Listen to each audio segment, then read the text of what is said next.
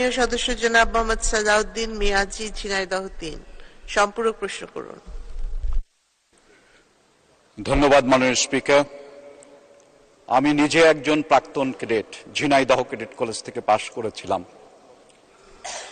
আমার প্রথমে মূল্যায়িত বাৎসরিক বেতন ছিল তৎকালীন ২৪০০ টাকা। ৭৫-এর যে নির্মম পরিবর্তনটা এসেছিল, এরপরে আমার বাবা আর আমার বেতন দিতে পারতেন না। আমি নিজে অ্যাপ্লিকেশন করার পরে আমার সেই বেতন এসে দাঁড়িয়েছিল ১৫০ টাকা মাত্র।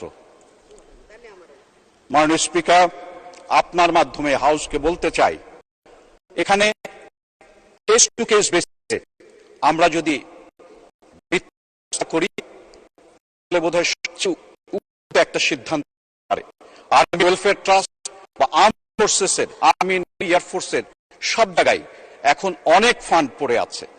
সুতরাং আমার প্রস্তাব থাকবে যে এই বিষয়টি একটু ভালো মতো যাচাই বাছাই এবং মূল্যায়ন করে, যেখানে আমরা ২৪ ক্যাডেট তৈরি করে দেশের সার্বিক প্রত্যেকটা সেক্টরে তাদের অবদান, বিশেষ করে আর্মিতে ৫০% এই ক্যাডেটরা যায়। সুতরাং আর্মির কাছে আমি প্রস্তাব রাখতে চাই, এই বিষয়ে মাননীয় মন্ত্রী যদি কিছু বলেন।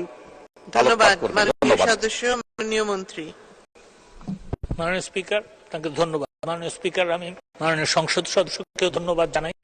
তিনি একটা প্রস্তাব দিয়েছেন, এটা যদি লিখিত আকারে আপনার প্রথম প্রতিরক্ষা মন্ত্রণালয় এবং দ্বিতীয়ত আর্ম ফোর্সেস ডিভিশনে উনি যদি পাঠিয়ে দেন, অবশ্যই এই প্রস্তাব বিবেচনা করা হবে।